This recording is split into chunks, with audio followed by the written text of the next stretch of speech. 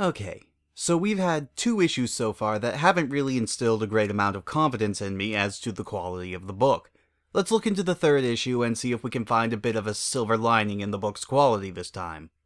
Issue 3's cover is a little bit more interesting than the 2nd, but still doesn't reach the level of awesome that the 1st issue did. We get a pretty funny fourth wall joke as Sonic and Tails run up and state that they've checked all the other comics on the rack, stating that this one is the one that you want to get. I actually like the joke, but it doesn't really work when you consider the fact that this could end up in the hands of someone who subscribed to the comic or was sold to them secondhand. It kinda spoils it. We open to our first page, where the title of the story, once again in 2 parts, because why not, is revealed to us. The Bomb Bugs Me. Boomer and Sally are watching Sonic on a monitor that uses the same plot convenience hardware from the 1st issue, while Sally muses how fast Sonic is going. In the next panel, we see Sonic standing there while the TV still shows him running into Knothole's entrance. Supersonic joke. I like it. Then things take a turn for the serious as Sonic reveals that he has overheard that Robotnik has the bomb, causing Sally to shriek. We have a flashback scene where we see Sonic overhearing Robotnik talking to Crabmeat in his office about said bomb. Excellent. Once I detonate it, every last one of them will die. Well, dang, it's refreshing to see a kid's comic that's not actually afraid of using the D word. Then we get a series of panels that can basically be summed up by saying, nuclear bombs is bad, kids. So what are our heroes planning to do about this? Will they storm his hideout, dismantle the bomb, do some super sleuthing? No, instead they stand outside his headquarters and start picketing. Seriously. Of course, Robotnik isn't about to let an opportunity like this pass him by, so he assembles his SWAT bots, intent on capturing the 3 of them while they're out in the open. He and his army charge them, only to run face first into a brick wall. Yep, it was an optical illusion, a projection from atop a nearby building. I'd ask how that was feasible given what we saw in the previous panels, but cartoon logic. I'm beyond questioning it at this point. With Robotnik sufficiently distracted somehow, seriously, what's stopping him from just going back inside at this point? Sonic and Sally sneak into the headquarters and have Boomer, disguise himself as Robotnik to fool the badniks around the place while they search for the bomb. Boomer walks in, ordering Crabmeat to bring him the bomb, but the robot immediately knows that something is fishy in Denmark since the word please was uttered. Crabmeat calls him into the next room, and we hear a fight scene taking place. Sonic wants to go and assist, thinking that the operation is about to go belly up, but Sally holds him back, saying that they can't blow their cover. Princess, isn't Boomer one of your best friends? Wouldn't you want to make sure he's alright? As a matter of fact, what's the point in protecting your cover when, if Boomer was discovered, your cover is going to be blown anyway? Apparently whatever chemicals she used to dye her fur pink are seeping into her brain. Then Boomer comes out of his disguise and apparently completely fine, holding a small box simply marked the bomb. He says they have to get back right away so he can analyze it at Knothole, and when Sonic asks what the rush is, an off-screen presence states that it's because he wants to destroy Knothole. And you all know what this means. One of them is Robotnik, the other is Boomer, and for some reason they're both wearing a bajillion disguises under one another, so we have about half a page of the 2 of them attempting to unmask one another. Sonic, getting tired of this shtick as quickly as the audience is, runs around them super fast, spinning off the rest of their costumes, leaving behind the actual Boomer and Robotnik. The 3 of them dash out while Robotnik is still trying to recover from the spin. Back in Knothole, the 3 of them open the package to see what sort of bomb they're dealing with, only to discover it was a bug bomb this whole time. And we end our story by cutting back to Robotnik and Crabmeat, who are currently buried under an infestation of ants. I would call that a pretty funny twist if it weren't for the fact that the title of the story kind of spoils it. You could argue that using the word bugs in the title isn't a dead giveaway, but come on, it's pretty hard not to see that twist coming when you have bug and bomb in the title. The next 3 pages of the comic are once again dedicated to those one-page stories that were featured in the 1st and 2nd issue, and once again they aren't really interesting enough for me to want to touch on. They're there, and that's all I'll say on them.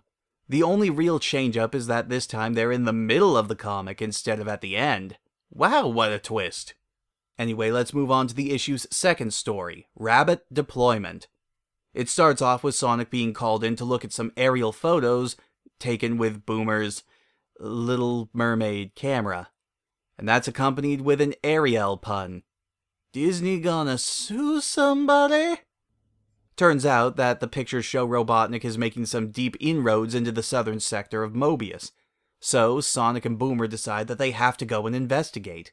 A quick jaunt to the little old south leads them to come across a pair of SWAT bots, capturing a rabbit and a carrot patch, who they proceed to toss into their mobile roboticizer, while Sonic and Boomer look on, explaining to the reader exactly what is happening, instead of immediately attacking the robots and saving her before she gets tossed into the machine. I should also note one thing I do like about the early issues is that the SWAT bots actually have a little bit of personality, instead of just being a bunch of monotone robotic mooks. And that is demonstrated in their dialogue right here. Good job, high multifunctional digits. Slap me some titanium, chum. Clearly, that is the future language of our youth right there. Sonic, finally deciding that maybe he should do something, performs a sonic spin, destroying the two robots and instantly buzzing through the side of the robot machine. He shuts it down after being reminded by the rabbit that she is, in fact, being turned into a robot and, from the look on her face, probably in a whole lot of pain. So it's good that Sonic took his time about doing this. I'm so happy about it.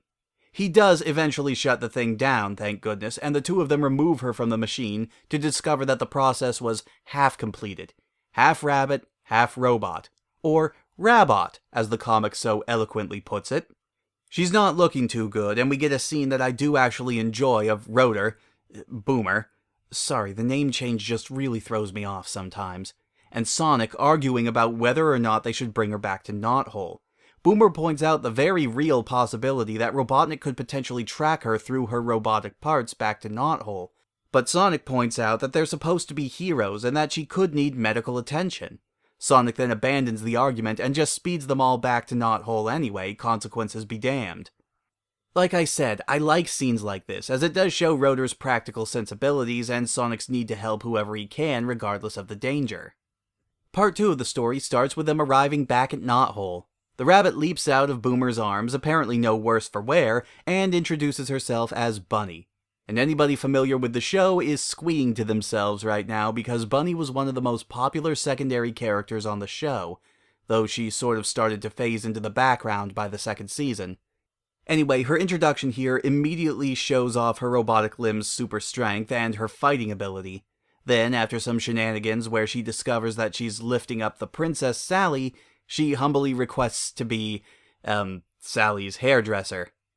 Well, it's good to have dreams, I guess.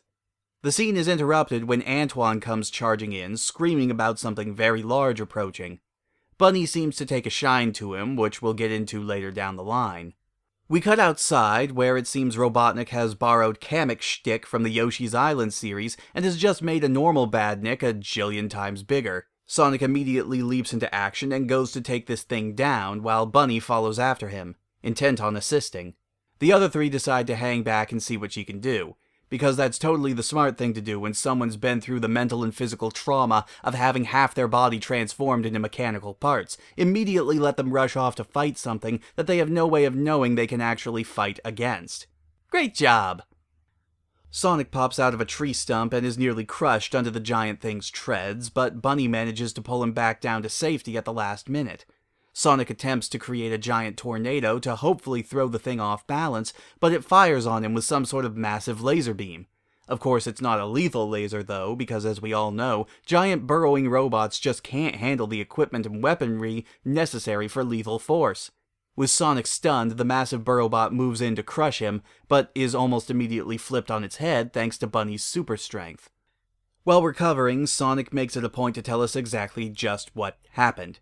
Thanks, Sonic, I'm still getting the hang of actually following the concept of sequential art.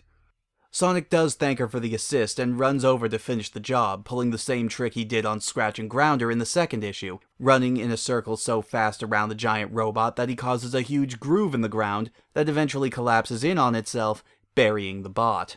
And so the comic ends with the other freedom fighters officially welcoming Bunny into their fold. Hooray! Well, technically the comic ends on another page that's encouraging kids to destroy their comic books, cut out the pages and paste them wherever they can get away with it. In terms of story, despite my poking at its obvious plot holes, it's alright. It kind of has a similar problem to the first issue, though. The first story, while it did have some funny moments, and if the twist hadn't been spoiled by the title, would have been pretty clever. It's a bit of an anticlimax, though, and not a whole lot actually happens. The second story, on the other hand, is a lot better in my opinion.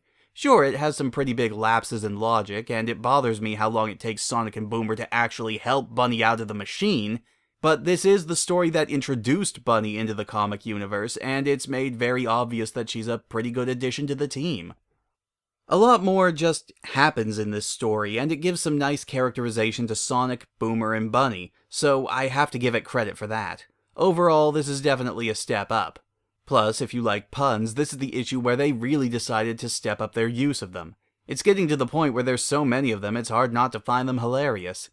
But more importantly, we now have the entirety of the original Freedom Fighters together. So surely the step upwards from here will keep going as we enter the 4th issue.